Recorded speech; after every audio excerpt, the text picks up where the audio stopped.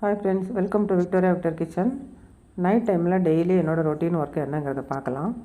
எல்லாருமே டின்னர்லாம் சாப்பிட்டு முடிச்சதுக்கப்புறமா நிறைய பாத்திரங்கள்லாம் விழுந்துடும். நான் அப்படியே போட்டுட்டு போக மாட்டேன். எல்லாத்தையும் ரெடி பண்ணி கிச்சனை நல்லா க்ளீன் பண்ணி வச்சுட்டு போயிட்டேன்னா காலையில் எழுந்திரிச்ச உடனே எனக்கு காலேஜுக்கு சின்ன பையனுக்கு லஞ்செல்லாம் ரெடி பண்ணுறதுக்கு ஈஸியாக இருக்கும். அதனால் நான் முதல்ல பாத்திரத்தை எல்லாத்தையுமே க்ளீனாக கழுவி முதல்ல வச்சுருவேன். அதுக்கப்புறமா என்ன வேலை பண்ணுறேங்கிறது இப்போ நம்ம பார்க்கலாம். அடுத்தா நான் இந்த நைட்டு நம்ம சாப்பிட்டதுக்கு மிச்சமான பொருளெல்லாம் இருக்கும் இல்லைங்களா. இன்றைக்கி சாம்பார், ரசம். இப்போ ரசம், சாம்பார் எல்லாமே நான் சூடு பண்ணிவிட்டு எல்லாத்தையுமே வேறு பாத்திரத்தில் மாற்றி வச்சுட்டு அந்த பாத்திரத்தையும் க்ளீனாக கழுவிட்டேன். அதுக்கப்புறமா இப்போ நான் இங்கே வச்சுருக்கிற அந்த பூச்செடியெல்லாம் எடுத்துகிட்டு எல்லாத்தையும் சுத்தமாக தொடச்சிட்டு க்ளீன் பண்ணி வச்சுருவேன். டெய்லி நான் ரொட்டீனாக அந்த ஒர்க்கு பண்ணிகிட்டே இருப்பேன். ஒரு நாள் கூட மிஸ் ஆகாது. இப்போ நான் அதில் கீழே ஒரு சின்ன ஒரு ஸ்லாபு மாதிரி அந்த பலகையை வச்சுருக்கேன்.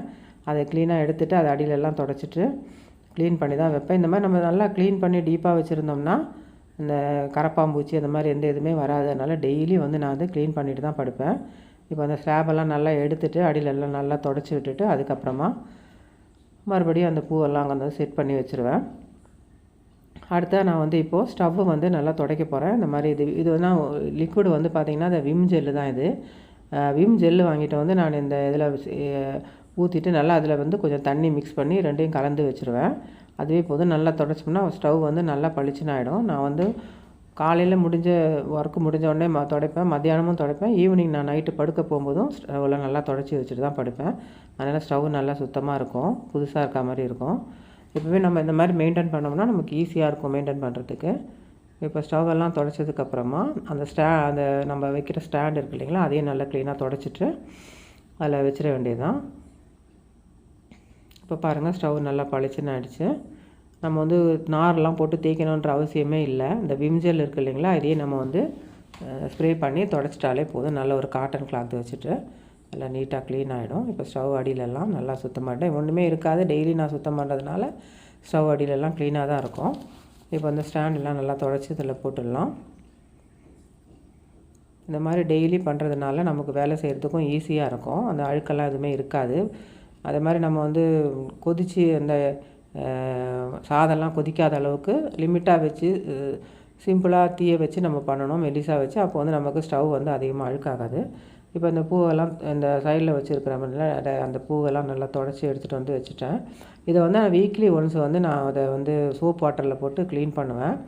ஏன்னா நம்ம சமைக்கும்போது அந்த இதெல்லாம் எண்ணெயெல்லாம் தெரிக்கும் இல்லைங்களா, அதுக்காக வீக்லி ஒன்ஸ் நான் அதை க்ளீன் பண்ணிவிடுவேன். அடுத்ததாக இப்போ பார்த்திங்கன்னா அந்த செவுத்தில் நம்ம சமைக்கும் போதெல்லாம் படும் இல்லைங்களா, அந்த ஆயில் அதெல்லாம் அதையும் நான் டெய்லி நைட்டு தொடச்சி வைக்கிறதுனால ஒன்றும் இருக்காது. இருந்தாலும் நான் க்ளீனாக தொடச்சி விட்ருவேன். இந்த வெள்ளை டைல்ஸாக இருக்கிறதுனால அது க்ளீனாக தெரியும். நல்லா தொடச்சி அதையும் எடுத்துடுவேன். எல்லா இடத்துலையுமே நல்லா விம் ஜெல்லை நம்ம ஸ்ப்ரெட் பண்ணி தொடச்சிட்டோம்னா டெய்லி க்ளீன் ஆகிடும். அடுத்ததாக நான் பார்த்திங்கன்னா இப்போ அந்த கவுண்டர் டாப்பையும் சுத்தம் பண்ணிடுறேன். இப்போ நான் சூடு பண்ணி வச்சுருக்கிற எல்லாத்தையும் எடுத்து வச்சுட்டு விம் ஜெல்லை அங்கே ஸ்ப்ரே பண்ணிவிட்டு நல்லா தொடச்சி விட்ருவேன். இப்போ பார்த்திங்கன்னா டைல்ஸும் நல்லா அந்த கவுண்டர் டாப்பில் இருக்க அந்த டைல்ஸு பாருங்கள், நல்லா பளபளன்னு இருக்கும், எந்த அழுக்கும் இருக்காது. இதெல்லாம் இப்போ நல்லா தொடச்சி க்ளீன் பண்ணிவிட்டு லாஸ்ட்டாக தான் நான் பார்த்திங்கன்னா அந்த வாஷ் பேஷனை கழுவேன். இப்போ இந்த சைடில் நம்ம இந்த உப்பு ஜாடி, புளி ஜாடி எல்லாமே இருக்குது. எல்லாத்தையுமே எடுத்துகிட்டு அங்கேயும் டெய்லி நான் தொடச்சிருவேன். க்ளீனாக இருக்கும் இந்த இடத்த எல்லாமே. அப்புறம் இந்த கட்டர் இருக்குது. கட்டர் இந்த இடத்துல வச்சோம்னா தான் நமக்கு இது கட் பண்ணுறதுக்கு இங்கே ஃப்ளக் பாயிண்ட் இருக்கிறதுனால எப்போவுமே அந்த கட்டர் இந்த இடத்துல தான் நான் வச்சுருப்பேன். இதையும் நல்லா எடுத்து தொடச்சிட்டு எல்லாத்தையும் க்ளீன் பண்ணிவிட்டு இந்த இடத்துலையும் விம் ஜெல்லை நல்லா ஸ்ப்ரெட் பண்ணி தான் துடைப்பேன் நான். இந்த இடம் பார்த்திங்கன்னா உங்களுக்கு நல்லா அந்த டைல்ஸ் இந்த கவுண்டர் டாப்பில் டைல்ஸ் தான் போட்டிருக்காங்க. அது நல்ல ஒரு க்ளீனாக இருக்கும் அந்த மாதிரி டெய்லி துடைக்கும் போது. இப்போ எல்லாத்தையும் நல்லா துடைச்சி விட்டுடலாம். நம்ம டெய்லி பண்ணுறதுனால நமக்கு இது ஒரு கஷ்டமாக தெரியாது. ஒரு 10 நிமிஷத்து வேலை தான் இது. இதுக்கப்புறமா நான் இண்டக்ஷன் ஸ்டவ் இருக்குது, அதையும் நல்லா எடுத்துகிட்டு அதையும் டெய்லி நான் நல்லா க்ளீனாக தொடச்சி விட்ருவேன். அந்த ஜெல்லை ஸ்ப்ரெட் பண்ணிவிட்டு அது கீழெல்லாம் எல்லாமே சுத்தமாக தான் இருக்கும், எதுவுமே இருக்காது. இருந்தாலும் நான் டெய்லி இந்த மாதிரி தொடச்சி எடுத்துருவேன். இதுக்கப்புறமா அந்த ரைஸ் குக்கர் இருக்குது, அதையும் நல்லா எடுத்துகிட்டு க்ளீனாக தொடச்சிட்டு அதுக்கப்புறமா வச்சுட்டேன். இதுக்கப்புறம் இப்போ பார்த்திங்கன்னா நம்ம வாட்டர் பியூரிஃபையர் வந்து இதையும் வந்து நான் வந்து இந்த விம் லிக்விட் போட்டு தான் துடைச்சிருவேன். அந்த மேலெல்லாம் நம்ம வந்து இந்த ஆயிலெல்லாம் நம்ம கிச்சனில் பண்ணுறதுனால கொஞ்சம் இதுவாக இருக்கும், பிசு பிசுன்னு இருக்கும். அந்த பிசு பிசுப்பெல்லாம் போயிடும். அதனால் டெய்லி நான் இதையும் வந்து துடைச்சிட்டு க்ளீனாக பண்ணி வச்சுருவேன். எல்லா இடத்துலையும் நல்லா துடைச்சி விட்ருவேன்.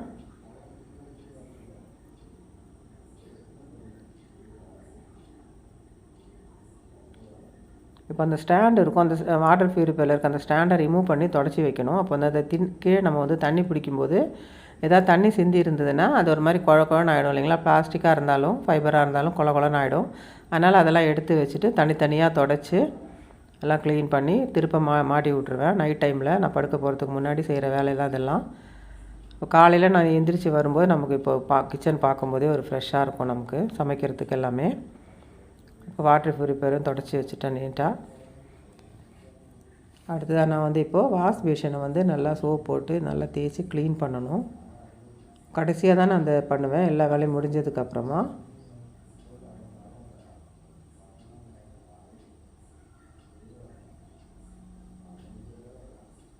இப்போ வந்து எல்லாம் முடிஞ்சிச்சு. இப்போ வாஷ் பேஷனை நல்லா விம்பார் வந்து அந்த விம்பாரில் தான் நான் வந்து பாத்திரம் தேய்ப்பேன். நல்லா தான் இருக்குது, எனக்கு பிடிச்சிருக்கு. இது விம்பார் போட்டு தான் நான் வந்து இந்த வாஷ் பேஷனை டெய்லி 3 தடவை நான் கழுவிட்டே இருப்பேன். அதனால் கொஞ்சம் வாஷ் பேஷன் சுத்தமாக இருக்கும். எப்போவுமே நம்ம வந்து இந்த கரையெல்லாம் படுறதுக்கு வந்து விடக்கூடாது. இது இல்லைன்னா கலர் வந்து ஒரு மாதிரி சேஞ்ச் ஆகிடும். இப்போ வந்து நான் இந்த விம்பார் போட்டு தான் தேய்ச்சிட்ருக்கிறேன். பாருங்கள், தேய்ச்சதுக்கப்புறமா நல்லா க்ளீனாக இருக்கும். இந்த சைடில் வந்து ஒரு சின்ன குட்டி பாக்ஸ் வச்சுருக்கேன், அது விம்பாரோட பாக்ஸ் தான். அதில் வந்து நான் வந்து இந்த கருவேப்பிலை இந்த மாதிரி சின்ன சின்ன ஐட்டம் ஏதாச்சும் இதில் மாட்டுச்சுன்னா அதை எடுத்து அப்படியே அதில் போட்டு வச்சுட்டு காலையில் கொண்டு போய்ட்டு வெளியில் கூட்டுருவேன். அதுக்காக தான் அந்த சின்ன பாக்ஸ் வச்சுருக்கேன். இப்போ பாருங்கள், நல்லா க்ளீன் ஆகிடுச்சு பாருங்கள், கழுவி விட்டுட்டேன்.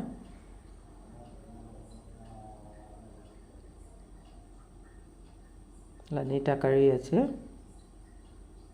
இப்போ டெய்லி நான் வந்து இந்த மாதிரி கழுவுறதுனால வாஷ் பேஷன் வந்து நல்லா நீட்டாக இருக்கும், கரையெல்லாம் எதுவும் படியாது. இங்கே வந்து அதிகமாக உப்பு தண்ணி தான் நாங்கள் இருக்கிற இடத்துல ரொம்ப உப்பாக தான் இருக்கும் தண்ணி. இருந்தாலும் நாங்கள் வந்து சுத்தமாக நம்ம கழுவி வச்சுருக்கிறதுனால அந்த உப்பு கரையெல்லாம் அதிகமாக இருக்காது. இப்போ பைப் எல்லாமே நல்லா சுத்தமாக க்ளீன் பண்ணிவிடுவேன். இந்த பைப் வந்து ஸ்டீல் பைப்பு நல்லா பளிச்சுன்னு இருக்கும், அதை நல்லா க்ளீன் பண்ணி விட்டுட்டு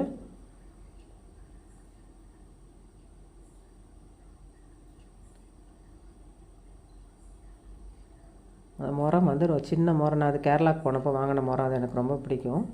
அந்த முறத்தை வந்து நான் இங்கே தான் எப்போவுமே இந்த பைப்புக்கு மேலே மாட்டி வச்சுருப்பேன். இப்போ பாருங்கள், கழுவி எல்லாம் முடித்தாச்சு. வாஷ் பேஷனும் நல்லா க்ளீன் ஆகிடுச்சு. இப்போ எல்லா வேலையும் முடிஞ்சிடுச்சு. முடிஞ்சதுக்கப்புறமா என்னோடய கிச்சன் எப்படி இருக்குன்றதை நம்ம பார்க்கலாம். இப்போ நல்லா நீட்டாக இருக்குது பாருங்கள். இந்த மாதிரி வச்சுட்டு போயிட்டு நம்ம வந்து மார்னிங் வந்து வரும்போதே நமக்கு வேலை செய்கிறதுக்கு ஒரு சந்தோஷமாக இருக்கும்.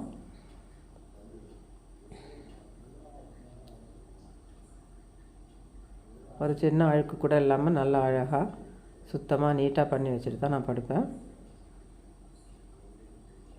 நீங்களும் இந்த மாதிரி கண்டிப்பாக ட்ரை பண்ணி பாருங்கள். உங்களுக்கு ஒரு ஃப்ரெஷ்னஸ் இருக்கும் காலையில் எழுந்திரிச்சு நம்ம சமைக்கிறதுக்கு.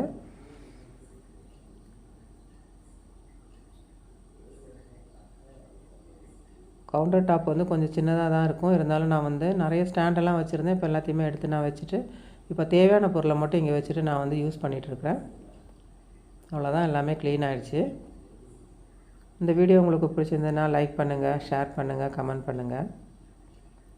மறக்காமல் விக்டோரியா விக்டர் கிச்சனுக்கு சப்ஸ்கிரைப் பண்ணுங்கள்.